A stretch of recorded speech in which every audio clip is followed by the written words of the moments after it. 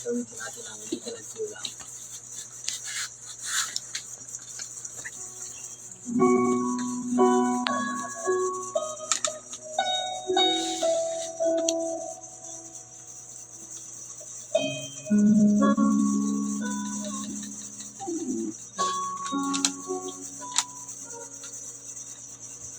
Walang pag-asa ko kung ikaw ang buhay ko, Jesus.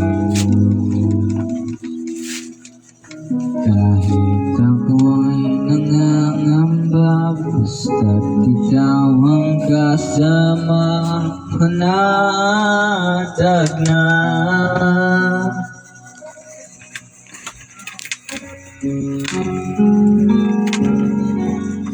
Ikaw lang ang sasambahin, paligid man ay magdilim, Jesus. Kahit may suliranin man, lagi kang awitan, ikaw lamang. Kahit kailan di ka nagkulang, biyaya mo sa akin laging lahat. Ang pag-ibig mo sa akin walang hanggan. Inibig mo ako noon pa man.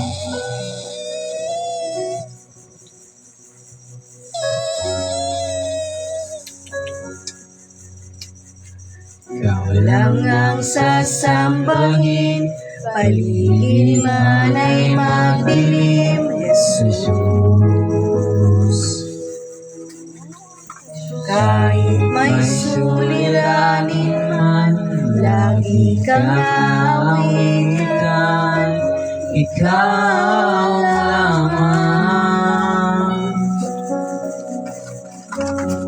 Kahit kailan di ka nagkulang, biyaya mo sa akin laging lang. Ang pag-ibig mo sa akin walang hanggan. Ibig mo noon pa man.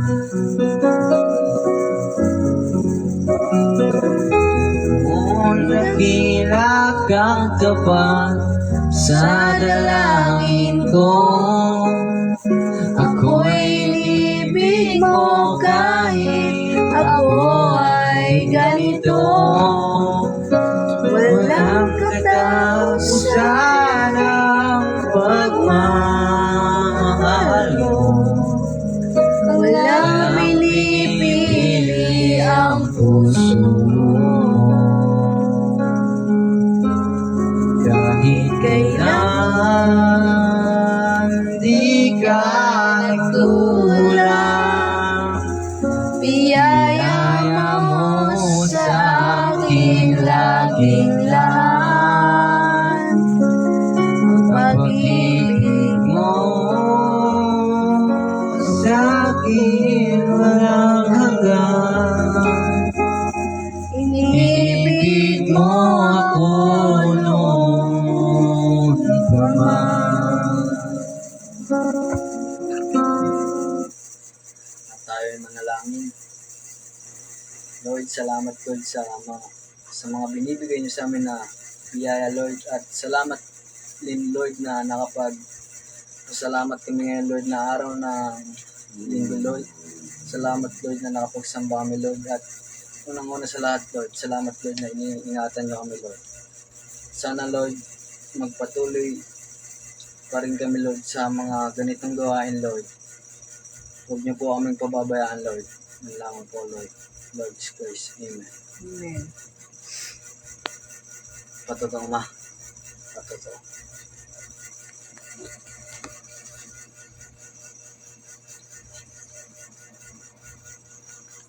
At tumawid pa tayo ng awitin para sa Diyos. At tumawid tayo ng glory to His name.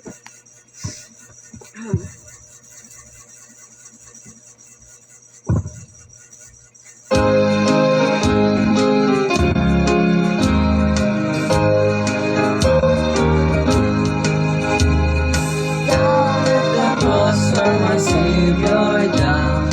Down where the wind sings and I cry. Right to my heart was the blood of life. Glory to His name. Glory to His name. Glory to His name. Dirt to my heart was The blood of life. glory to His name. I'm so close to you from sin. Jesus sweetly abides with me. There at the cross where Glory to me. glory to His name. Glory to His name. Glory to His name. Dirt to my heart was the blood of life. Glory to His name. Come to this mountain so rich and sweet. Cast their souls at the Savior's feet. Not show today and be made complete. Glory to His name. Glory to His name. Glory to His name. Dirt to my heart was the blood of life. Glory to His name.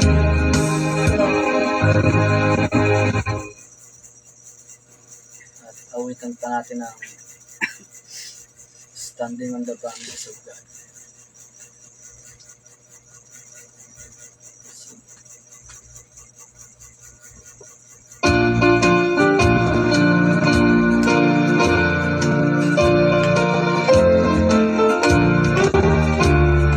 Standing on the promises of Christ my King, to eternal ages let His praise fill me. Glory in the highest I will shout and sing.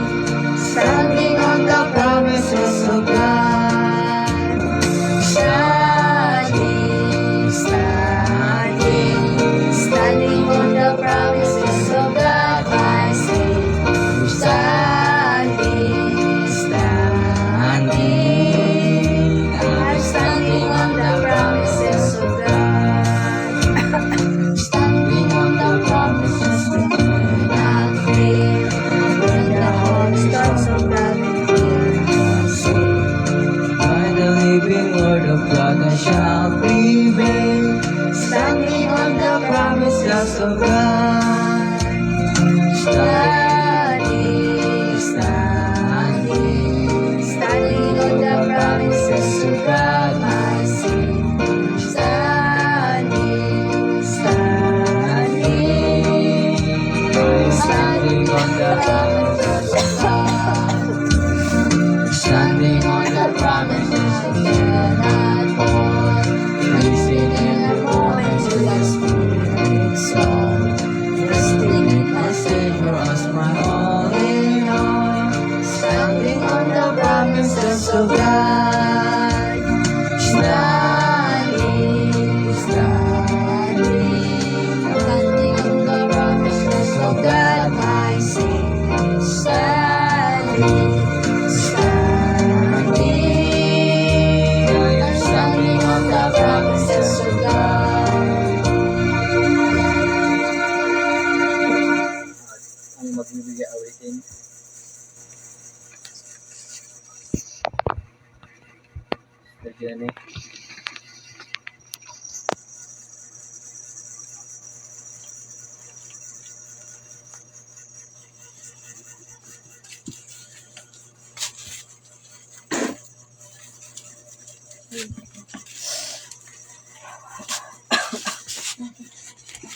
aking bride.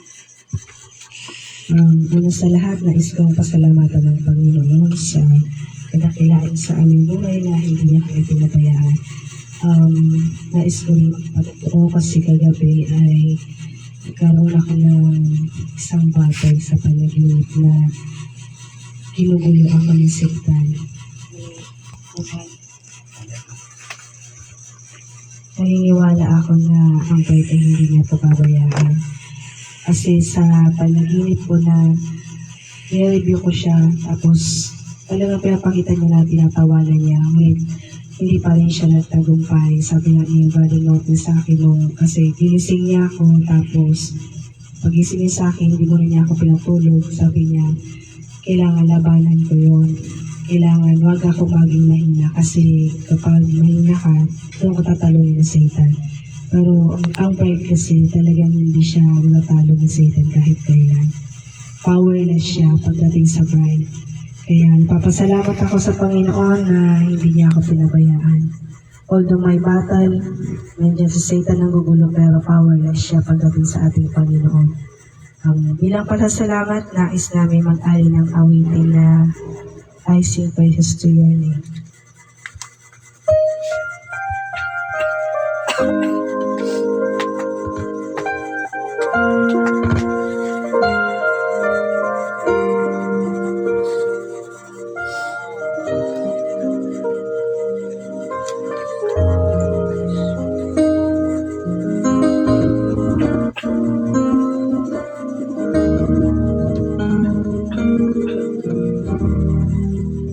I sing praises to your name, oh Lord, praises to your name, oh Lord, for your name is great and greatly to be praised.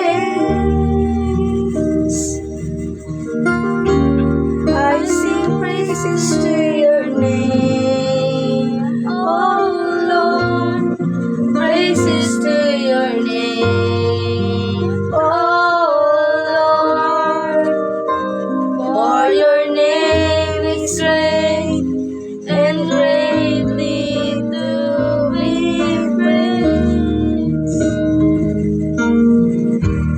I sing praises to your name, oh Lord, praises to your name, oh Lord, for your name is great and greatly to be praised. I sing praises to your name, oh Lord,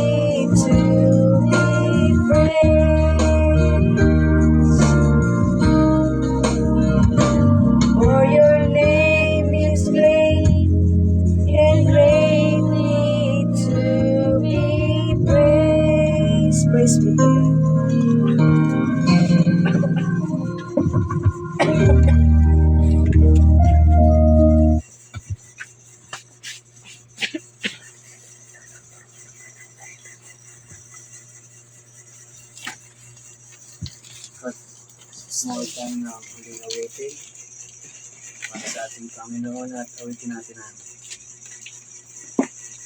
yung sa ngalan niya.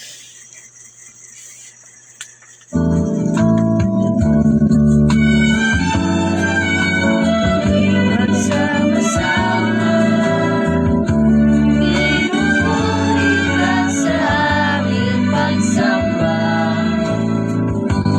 at sa aming pagdaloy pagpapalain ang mga buhay namin. Ang mga buhay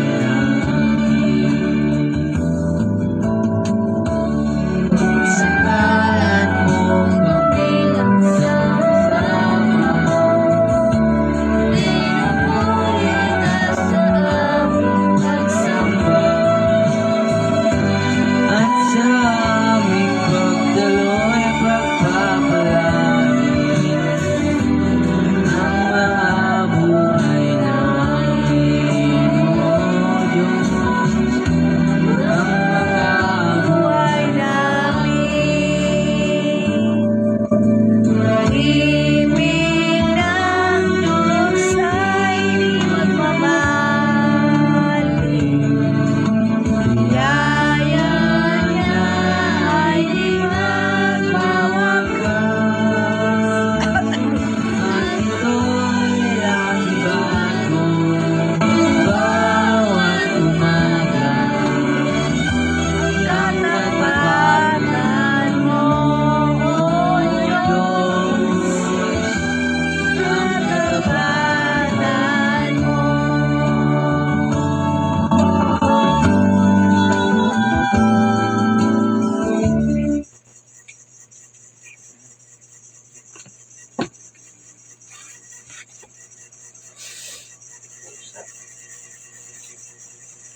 Puso na tumalon. Gusto rin siguro magpuri. Praise be to God. Ayan. Salamat sa Panginoon sa patuloy na pagbibigay at pag-alaman sa bawat isa sa atin na hanggang kamalakan Amen. na nararamdaman natin. Susunod ito ay Bluetooth disconnected. ramdam pa natin yung luwa Amen. tulog mo sa parang fellowship at ito Well, palagatilan ng Panginoon na tayo ay protektado niya sa lahat ng oras, pero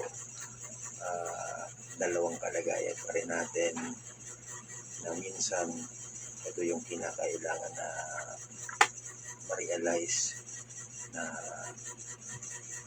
hindi lang maging kampante, kundi mas lalong mapalitan yung mga bagay na kaisipan, yung kaisipan na dinadrive tayo bilang bahagi ng tao, dahil alam natin na we are still in this human flesh, na yung part na ngayon yun yung nagbibigay sa atin ng nagpupumilit na maging kahadlangan, kagaya ng kagabi na mga nakailang beses si Sister Jenny na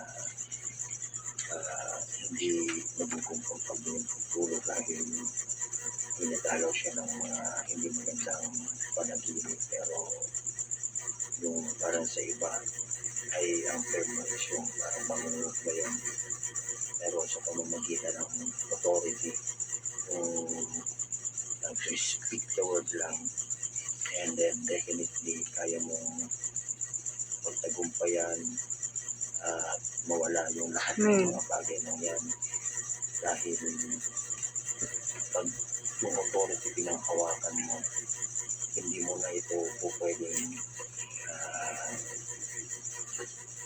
hindi mag-display dahil si Satan hanggang ngayon siya ay nagsusumika pa rin na makapagdaya habang may nananatiling may pagkakataon, may panahon pa siya, wala siyang ibang gampanin kung hindi yung lahat ng uri ng pandaraya, yun yung gagawin niya. But praise be to God na sa pamamagitan ng biyaya ng ating Panginoon ay sapat yung kanyang tiwala sa kanyang nobya na kung ano man yung katangian ng world made flesh sa nakalipas ay ganoon din yung katangian, ganoon din yung karakter ng world made flesh in these last days, mga kapatid. Kaya ang kailangan lang natin i-focus lang, manatili na naka-anchor pa rin sa salita dahil yun yung totoong identity. Paano si Jesus siya parati ay walang ibang bibig na it is written kung ano yung masusulat dahil yung nasusulat ngayon ay patungkol yung lahat sa kanya. Ganun din naman tayo. We are the living epistle in these last days na yung buhay na kasulatan na isulat.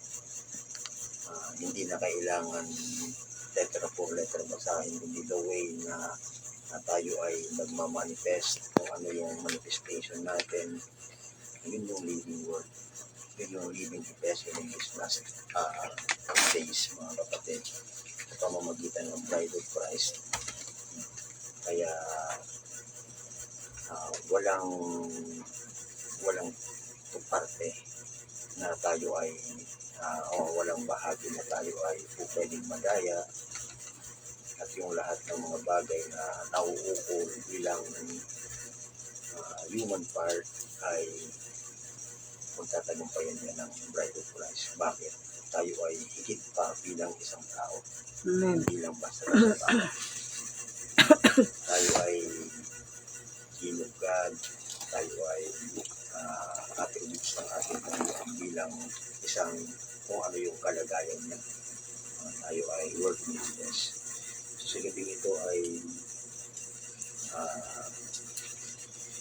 gusto kong mag-share ng maikling mensahe at bago tayo tumako sa subject natin, atin munang basahin itong Book of Hebrews chapter 13 verse 20.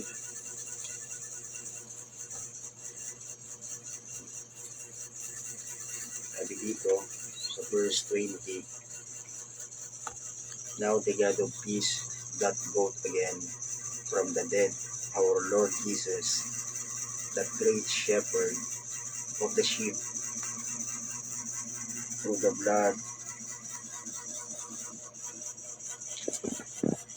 of the everlasting covenant. Sa Tagalog, ngayon ang Diyos ng kapayapaan na muling nagdala mula sa mga patay sa dakilang pastor ng mga tupa sa pamamagitan ng dugo na walang hanggang tipan sa makatuwid baga ang Panginoon nating Jesus.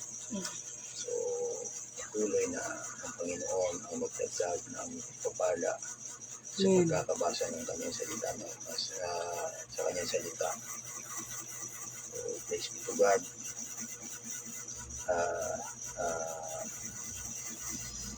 Maraming pagsubok, pero lahat ng pagsubok ay nakadisenyo na maging kalakasan natin. Yun parati yung maging mentalidad ng ordained bride of Christ. No? So sa gabing ito ay gusto kong pamagatan itong subject natin sa talakayin na tinatawag ng Covenant of Redemption, dahil yung redemption plan of God ay alam natin na tapos na para sa mga taong kagaya natin.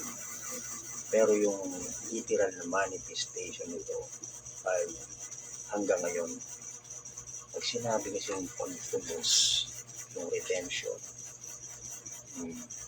the word redemption means to buy back. Saan tayo babalik? Kung saan yung original na kaisipan ng Panginoon or plano ng Panginoon before the fallen condition. Yun yung pinarang dapat na maging continuity. Ano yun? Before the fallen, lahat ng bagay ay positibo. Lahat ng bagay ay, sabi nga, lahat ng nilalang ng Panginoon, walang pangit. Kung hindi ang nagkaroon lang ng interruption, nakapasok yung originator ng, kumbaga, sa pamamagitan ni Satan, given permitted by God, syempre, in order na mag-display ang lahat ng katangian, ma-express din yung kaisipan ng Panginoon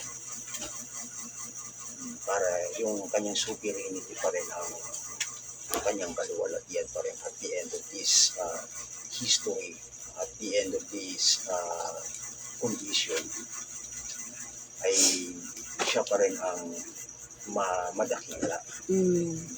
So, yung sinasabi natin na redemption, kaya pag wala kang kaisipan galing sa Panginoon, hindi sa iyo hayag ang kanyang programa. Kaya makikita mo papunta yung sanlibutan, yung buong mundo sa pagkasira. Makikita mo yung kalagayan, pinipilit ng tao na gumawa ng mga bagay na maging remedyo, but walang ibang remedyo kung hindi yung mga bagay na nagkaroon ng beginning, yung mga bagay na galing sa programa ng Satan ay humantong sa katapsan. Yun lang yung pinakang remedy. And then yung mga bagay din na galing sa walang hanggan ay mag-manifest. Anything na walang beginning ay walang ending. And the only thing na, or the only one na walang beginning is ang ating Panginoon. Being eternal, and we are part of that eternal one, tayo ay walang hanggan din. Nagkaroon lang tayo ng manifestation sa ganitong kalagayan, dumating sa time element under this world condition, ipinanganak sa laman, ipinanganak sa pamamagitan ng laman at dugo. So yun yung mga bagay na naging beginning natin. Pero yung the very substance that was in us before the foundation of the world, yun ay eternal. Yun din yung magiging one natin. Yung from glory to glory na sinasabi, yung pinaka-innermost natin, na kung saan ito ay already expressed in our being right now. Bakit yung pagiging tao natin is may tinatawag natin parts, duality. So pamamagitan ng redemption ng iyon, yung redemption na ginanap na in-express na ng Panginoon sa atin, ay tayo ay nanumbalik na sa kalagayan natin kung saan tayo nanggaling. Pero outwardly, itong bagay na ito still on the process. Kaya sabi nga, under the Old Testament, ito yung title natin ngayong Covenant of Redemption, yung binasa natin, may word na everlasting covenant. Pag sinabi natin everlasting covenant, ayon sa prophet, sabi dito,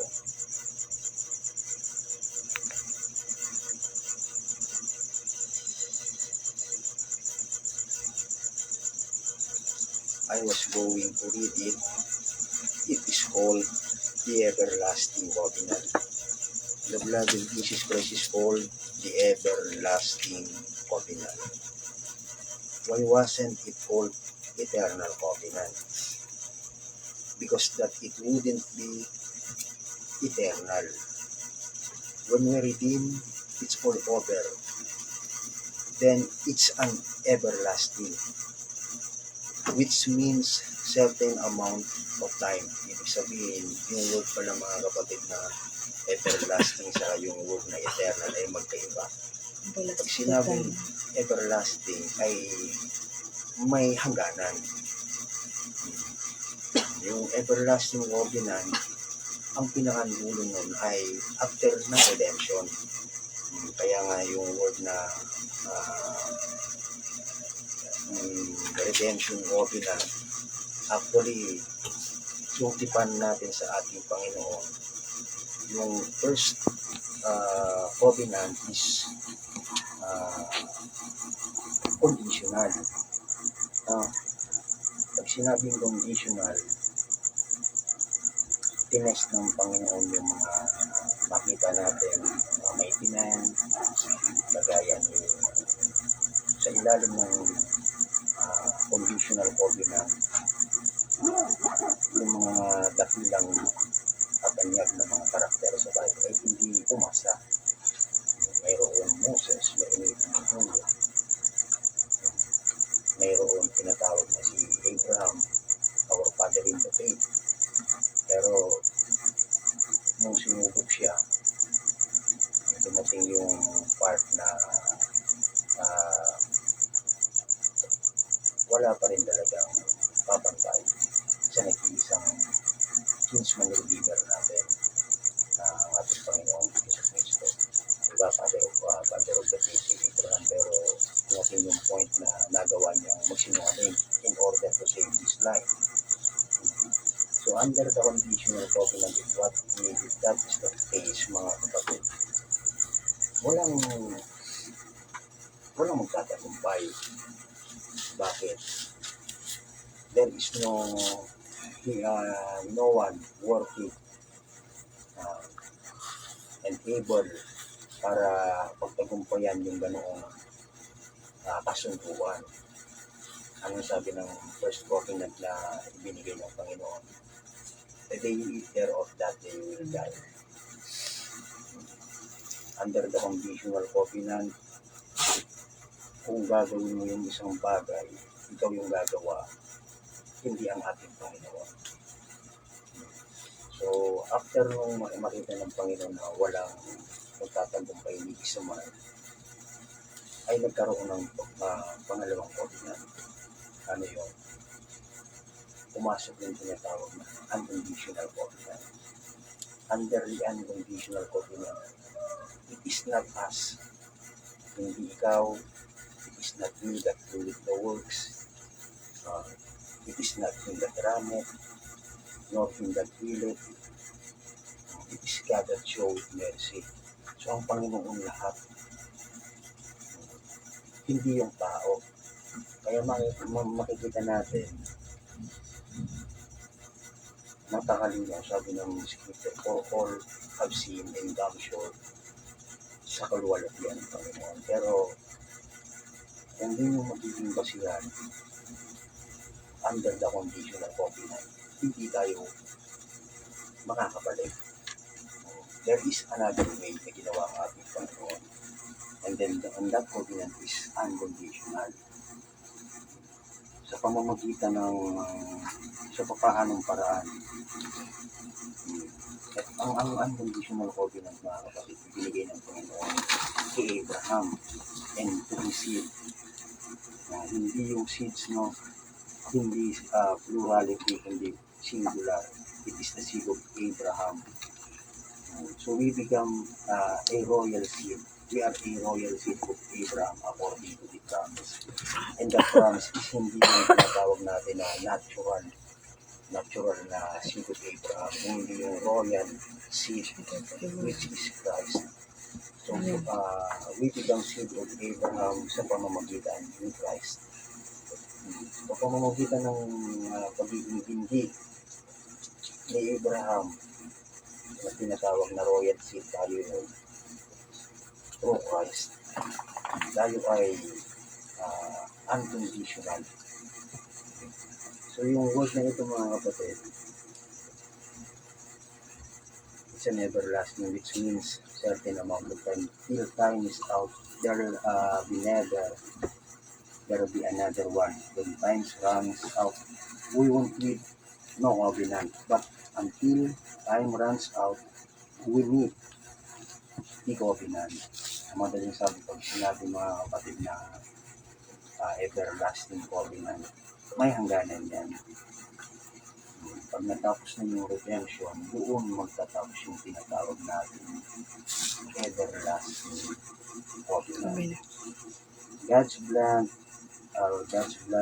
bound promise makes us free from sin. There is no sin in Him. Sin, selfless. So, paano natin i-reconcile yung mga scripture?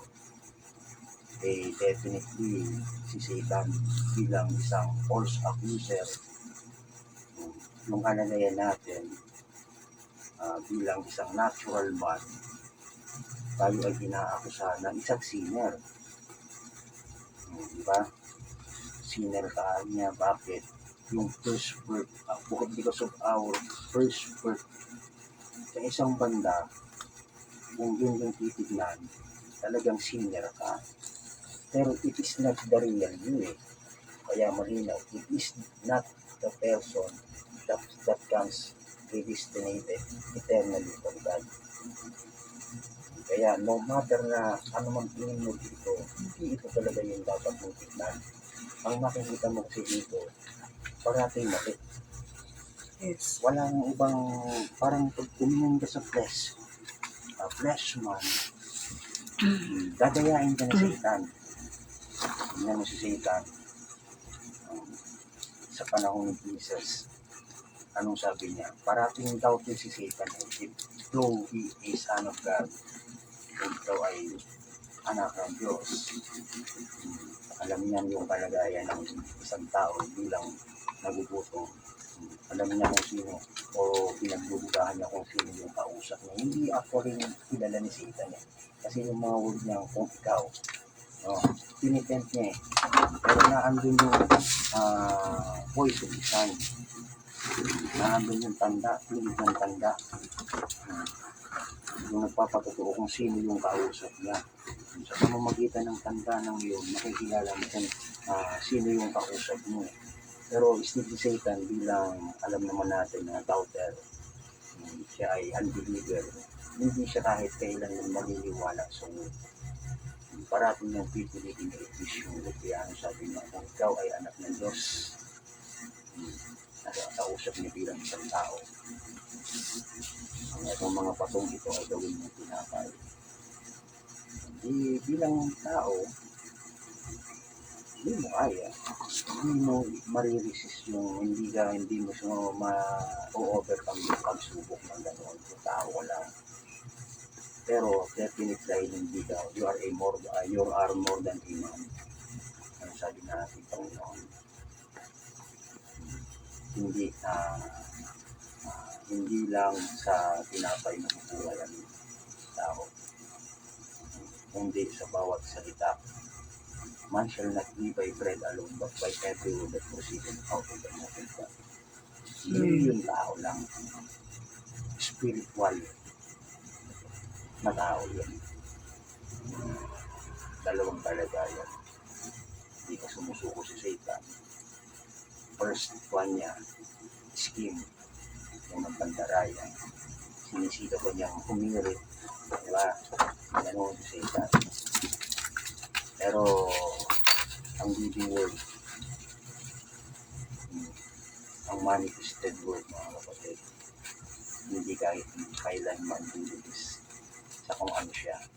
Amen. Kaya, sabi dito, New Testament means covenant. That's right. Isn't it, Dr. Bill?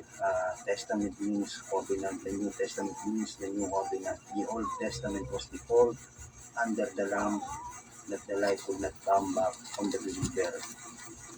The New Testament was the Lamb of God and His light comes back on us. So under the Old Testament, mga kapatid, the only way na ah, para sa kailangan din nilang may mag-alay ng buhay, yung redemption. Para may pagtubos, kailangan may shedded na blood. Blood. So sa Old Testament, mga kapatid, ang pinapastanis yung kordero. Pero yung dugo ng kordero na iyon, yung buhay ay hindi siya makabaling o tawag dito, pag nagtambak on the believer. Pero ang New Testament was the Lamb of God.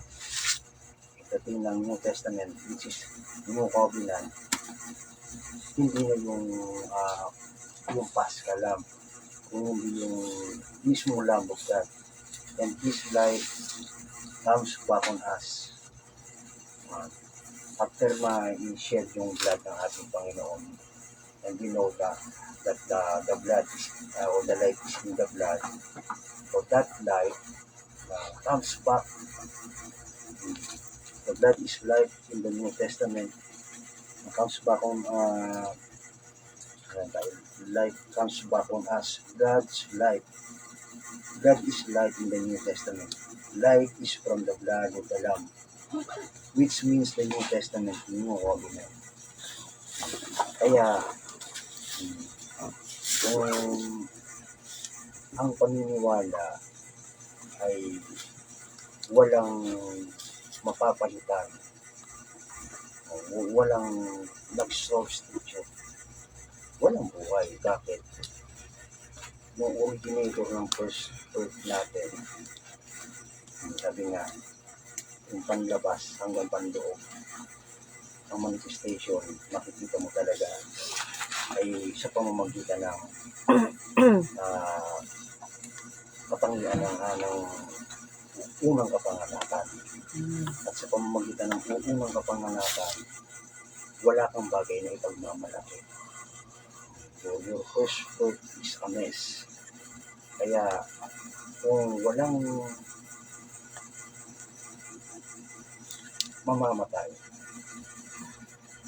if there is no walang death, wala din magiging substitute na magkakaroon ka ng buhay.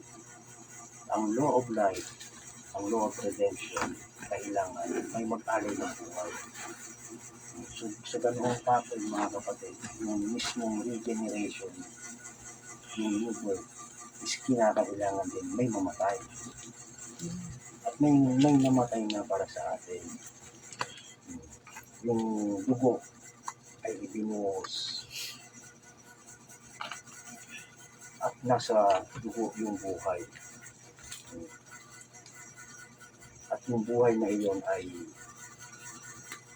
comes back, bumalik sa bawat believers, sa bawat nobya ni Cristo. Not God, after those days, I will write my laws upon the fleshly tables of their heart, not upon the stony tables in a lamb's blood, which you had to say, I got the blood over here, now what does it say? Do but upon the tables of your heart, the spirit covenant will I make with the people. So hindi yung stony blood, kung hindi yung fleshly tables of the heart, hindi literal na dugo din, kung hindi yung mismong, hindi chemistry, kung hindi yung spirit, because yung spirit din yung buhay. And it displays His power. John 14 verse 12 says, He that believeth on me, the works that I do, shall he do also. So ganoon, mga kapatid, yung ating Diyos. of being kung sino tayo. Kung ano yung ginawa niya, he that believeth in me, the works that I do shall he do also. New Testament is new covenant, new life. Shows Jesus has met every requirement for us that God required to make us back truly sons and daughters of God under the blood where there is no more condemnation. Gaya ng sinabi natin, yung first fruit kanina natin is kay sinner. But yung second fruit natin, sabi ng Romans chapter 8 verse 1, there is therefore no condemnation to them that are in. Sino yun? Not those who are believing, those who are in Christ Jesus, that walk not after the flesh but after the Spirit. Makikita natin, hindi tayo po pwedeng dayain na sabi ng mga false accuser, you are still a sinner because you are still a human. Hindi mga kapatid. We are not just a human. Sabi nga, therefore, there is no condemnation to them that are in Christ Jesus, who walk not after the flesh. Bakit walang condemnation, walang paghatol? There is no sin. Hindi sinner yung ating, hindi sinner si Christ. Sinless si Christ. If you are in Christ, you are a sinless. Kaya yung Christ na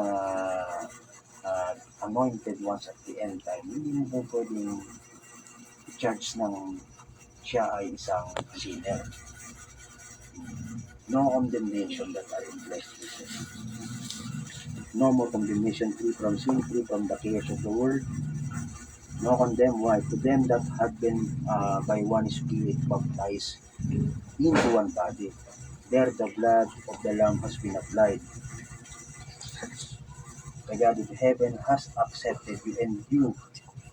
His life is in you.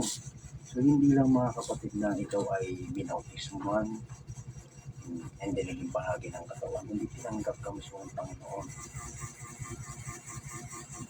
At yung buhay mismo ng Panginoon, sabi dito, His life is in you. And you are sons and daughters of God. Amen. Hindi ka magiging sons and daughters of God kung hindi ka directed from God. Kung wala kang eternal part. Kung hindi ka bahagi ng walang hanggan. Your character is God's character. Isipin mo. Hindi yung human character. Your character is God's character. Amen. What is it? A little pushover? No, sir. God is a God of judgment. He is a God of correct. It must be on the line. Nothing else will do. That's the kind of character you are, because you are the character of your father. Kaya nakikita mo mga kapatid sa natural standpoint, natural reality. Kung ano yung anak, sabi nga, by their fruits, malalaman mo kung ano yung puno. Sa pamamagitan ng bunga, malalaman mo ang klaseng puno. Kaya, makikita mo rin kung ano yung karakter ng isang sons and daughters of God. What the light, watch when the light is took for the blood. So, yung buhay, yung mga galing sa dugo, the life itself is took. The life is took for the blood. The blood was applied and a life could not come on the believer then for the life of an animal. So, yun sa Old Testament. Hindi, wala siya talagang life. Hindi makabalik eh. But see, instead of a human being, it was a super human being pa. Pero pagdating mga kapatid dito sa New Testament, hindi lang ito basta-basta human, kundi dito. Instead of human being, it was a super human being. And that makes a man being now not only a human being, but he's a son and daughters of God. Hindi lang human being mga kapatid. So how come na tayo ay panghinaan, tayo ay nag-struggle, nag-distract ng dali natin, walang pagtatagumpay sa atin si Satan definitely. Because we are not just a human being. We are a son and daughter of God. Of the super life that was in Him. Ilang beses pinulit yung super. Hindi basta-basta. Hindi super life that was in Him comes back upon you. Kung ano yung life, yung tinawag ng prophet dito na super life, yun yung bumalik. Kung ano yung nasa kay Jesus na buhay, ganoon din yung buhay na nasa atin. Amen. Comes back upon you and it changes you from a sinner and the things of the world, a church member and a denominational goer to be a born again Christian, filled with the Spirit, the light of God just flowing from you. Kaya, there is still a different mga kapatid. Before our renewal, things talaga ay different. Kaya nga sa Brother Branham, I was saying this stating for myself that the William Branham 40 years was different sa William Branham that was here tonight. First, I was ranked, rascal, etc. and so on and so forth, yung mga bagay na nakikita mo ay talagang makasandutan. Dahil yun sa part na siya ay ipinanganak sa pamamagitan ng unang kapanganakan niya. Anak siya ni Charles and Ella Branham. Pero yung another William Branham, meron yun na hindi lang basta-basta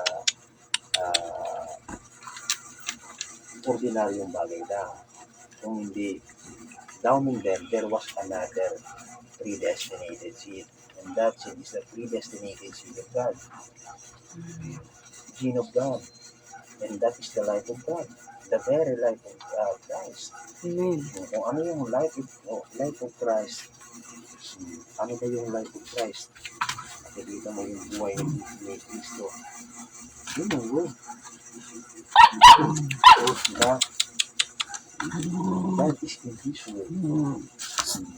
Sa pamamagitan ng word, may buhay. Yan ang eternal life. Then dati dito,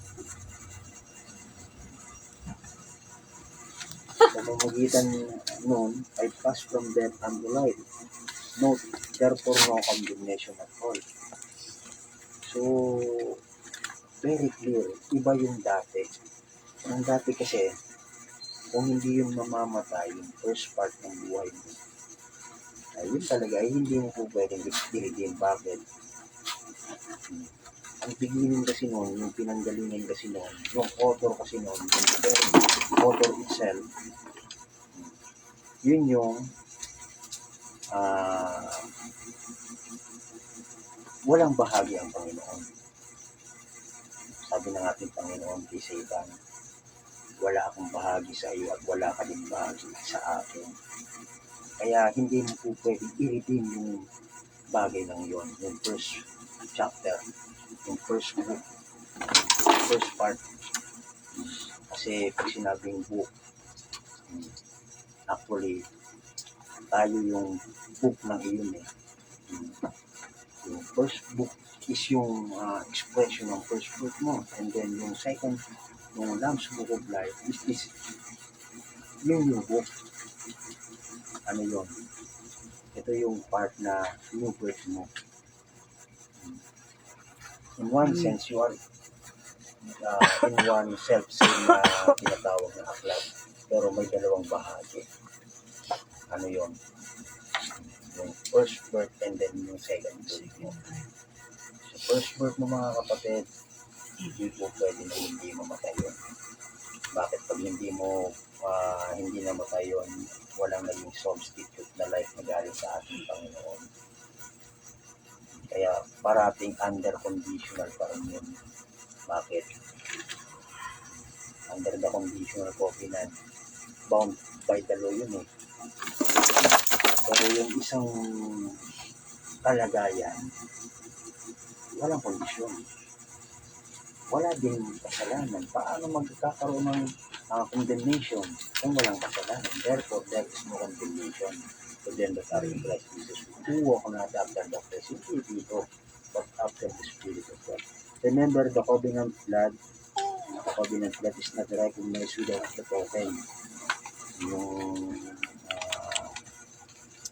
kasunduan sa dugo, mga kapatid, hindi marirecognize kung wala yung tanda. You will not.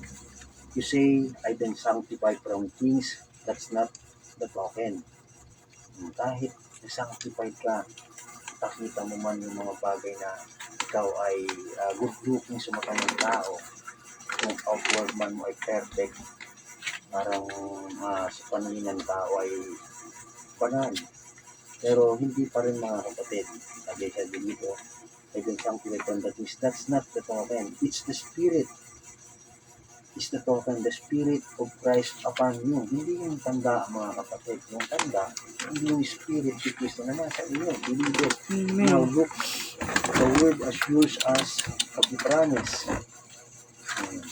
Yung salita, mga kapatid, binibigyan tayo ng kasiguruhan tungkol sa mga pangako. All these are text. The word assure us the promise because it is promise. It is the promise. The word is the promise. Yung pala, mga kapatid, nagbibigay sa atin ang kasiguruhan sa pangako. Bakit? Yung mismong pangako is yung salita.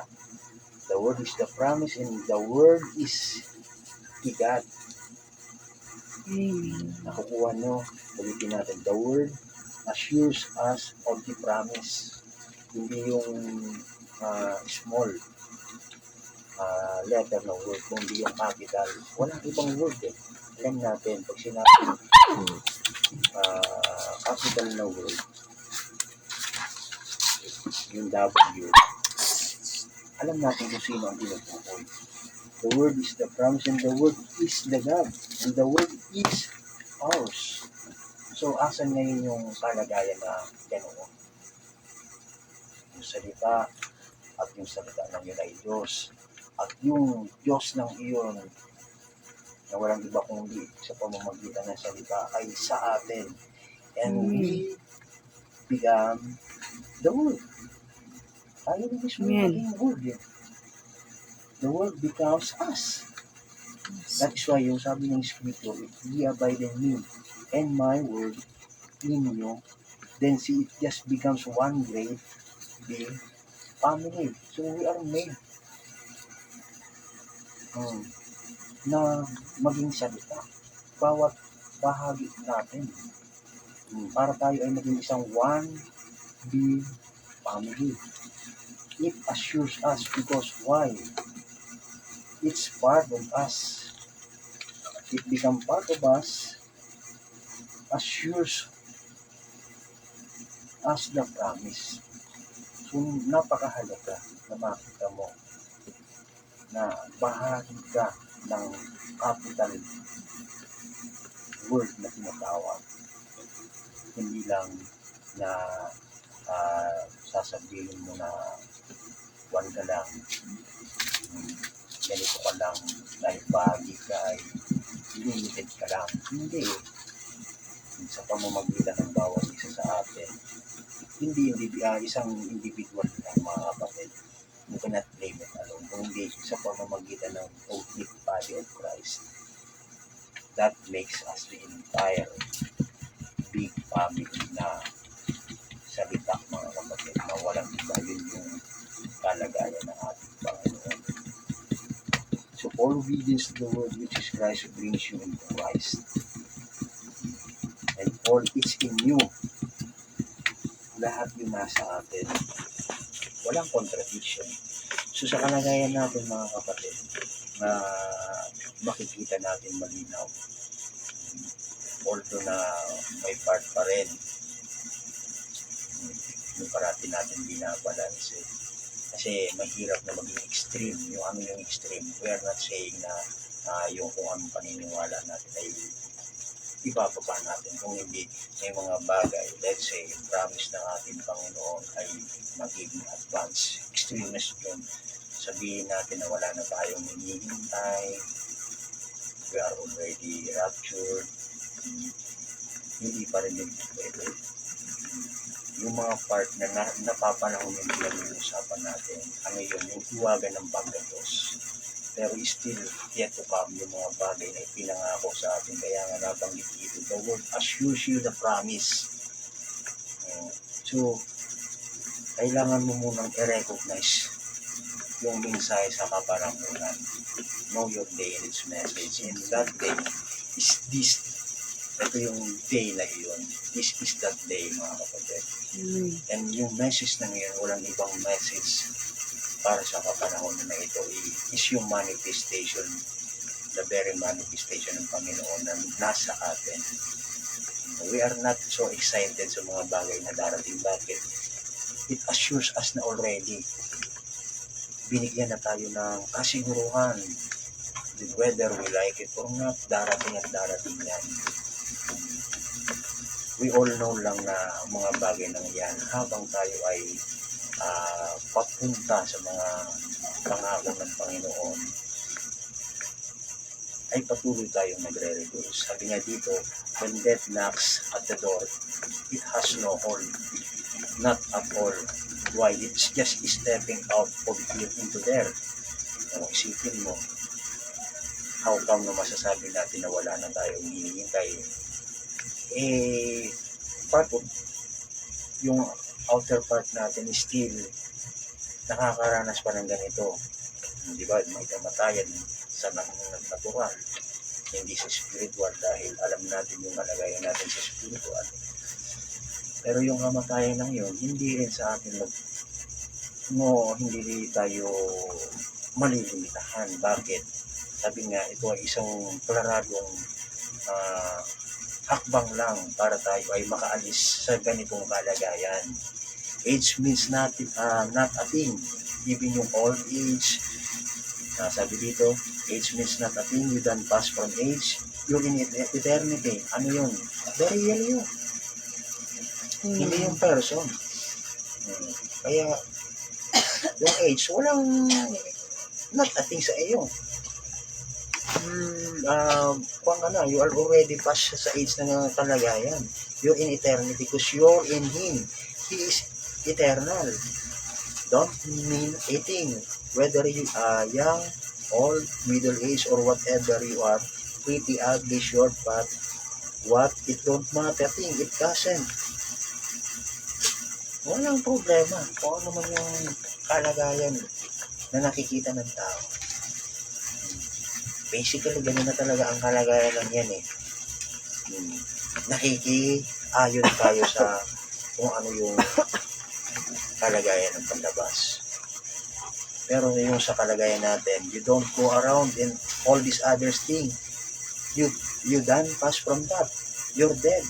Your life is hid in God through Christ. You're sealed there by the Holy Ghost, walking in Christ. The only object you see is Christ. That's all. That's the only you walk by. So yung mga kapatid, yung concentration natin, we are anchored sa tono sa Panginoon lang. Hindi na yung mga bagay na ito. Journey na lang na pinagpapatuloy natin. Kung gaano pa man katagal ang journey ng yan, it cannot hold us.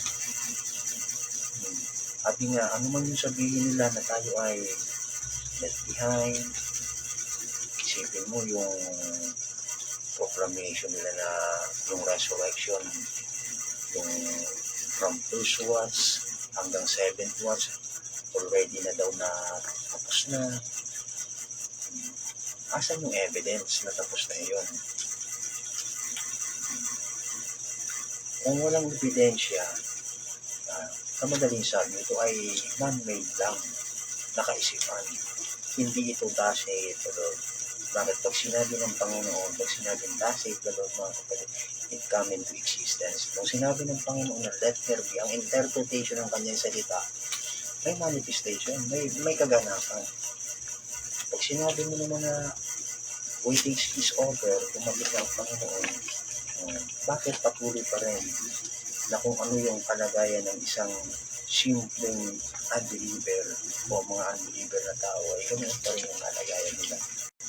So, it doesn't hurt yung kanilang paniniwala sa ganung kalagayan. very, ang tawag dito, yung mundo, kaya na nabanggit ni Sister Jennifer, walang ibang patutunguhan yung mundo is sa pagiging insane. Bakit? Wala man promise na natitira. Ang pangako lang na natitira para sa mga galing kay Kristo at na kay Kristo. Yun yung naghihintay ng pangako. Pagamat may mga tao pa rin na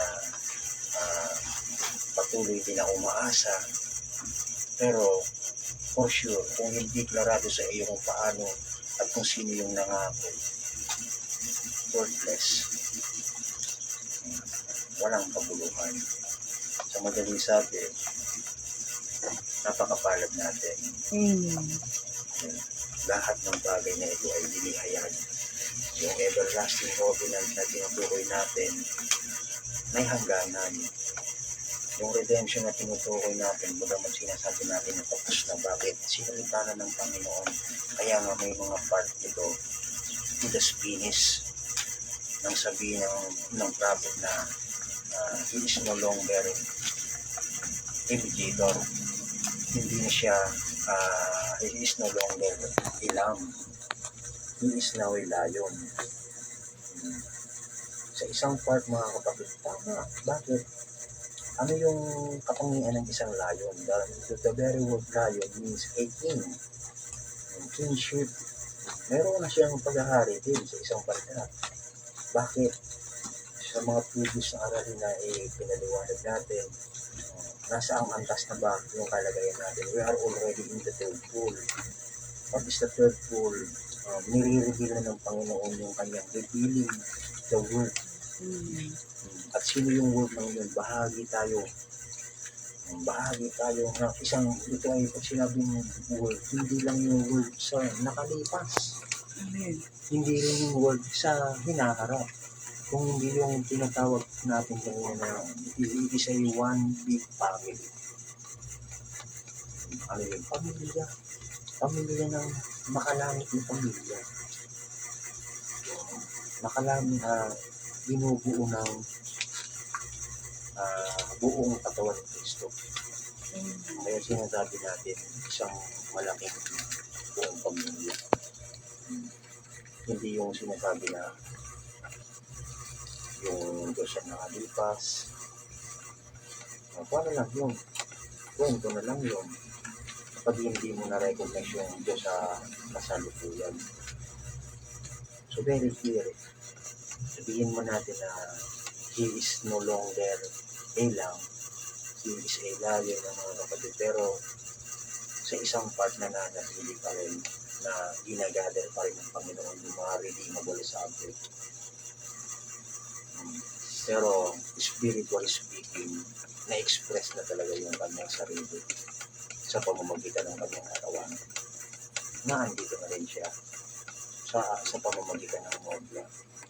And then, isang bagay pa rin, hindi pa nakukup up yung kanyang drive. Wala pang meeting, hindi yes.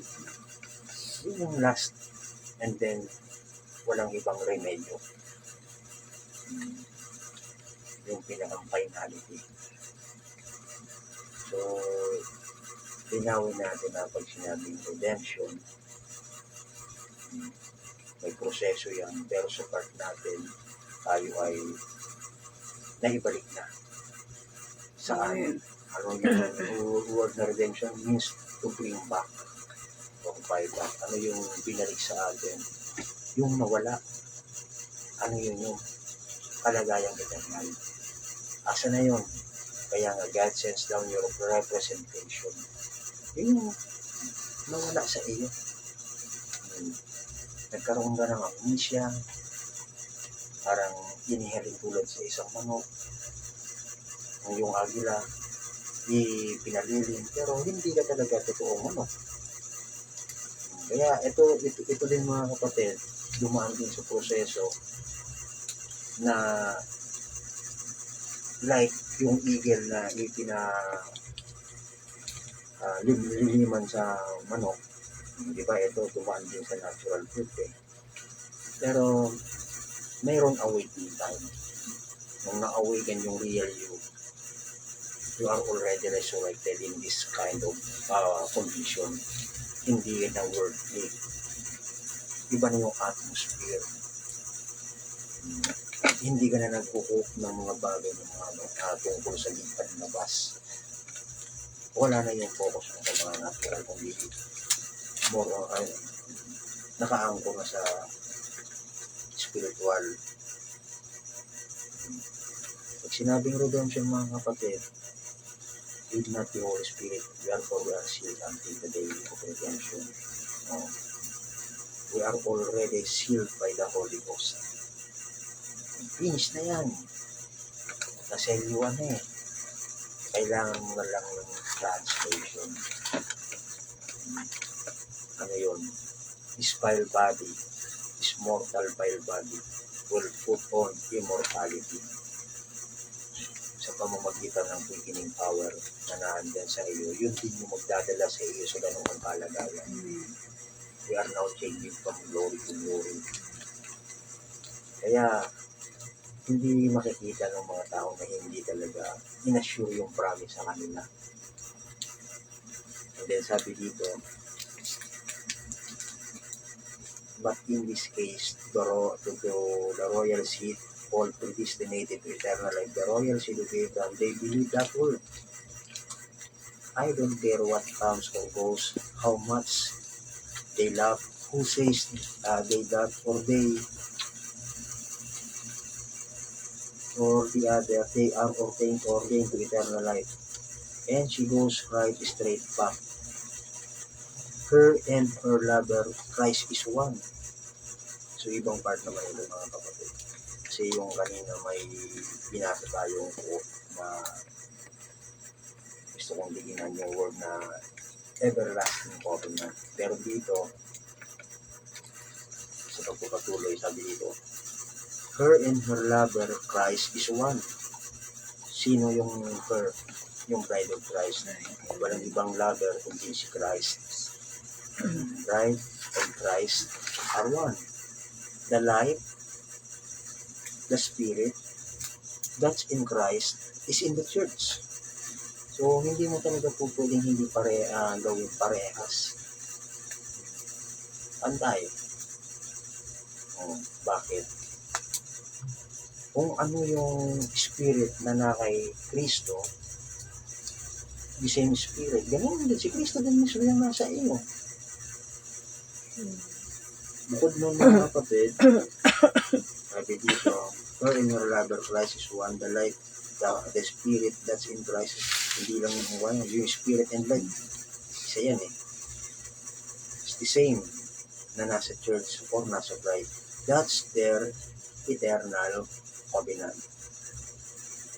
Don't be confused. Kasi kanina nabanggit natin, hindi po pwedeng magkaroon ng eternal covenant. Bakit? Pag sinabing eternal covenant, hindi applicable yung word na eternal. Dahil pag covenant, may beginning. And then may, sabi nga, may period of time lamang. Kaya ginamit yung everlasting covenant. Pero sa part na pinapaliwanag ng prophet yung kanina, very clear, iba yung thought. Yung thought is yung covenant regarding sa redemption. Kaya yung title natin, para malinaw na, is yung redemption covenant. Pero pagdating dito, na binabanggit dito, that's their eternal covenant. Kasi kanina, clear may yung everlasting covenant, ang ending mo na hanggang sa katapusan ng redemption. Hanggang doon lang siya. Pero dito yung eternal covenant, wala itong katapusan. Para saan ito? Pagpatuloy natin, God took the Spirit of Christ, tore it apart at the sacrifice at Calvary, and took that Spirit, lifted up the body. So, yun nangyari yun. Sa nakalipas, kinuha yung Spirit doon. Di ba?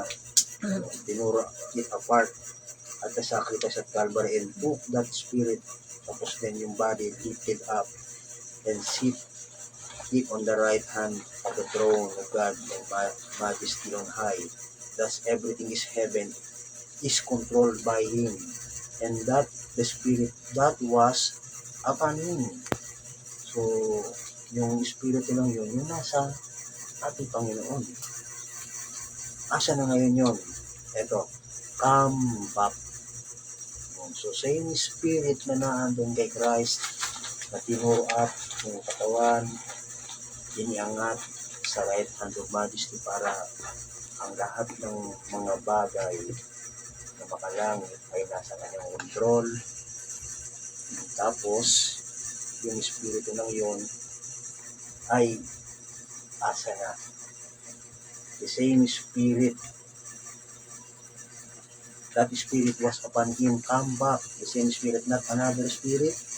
The same Spirit na come upon Him to sa atin. And in the last days, we are supposed to see it according to the Scripture. And the bride of Christ can ever be taken up. Eternal covenant, it applies with the relationship between Christ and His bride. No? So, ulitin ko yung eternal covenant, hindi bunggo doon sa sinasabi natin everlasting covenant. Kasi kapag kinontradict natin yung word na ng prophet kanina, di ba? Balikan natin. Why wasn't it called eternal covenant?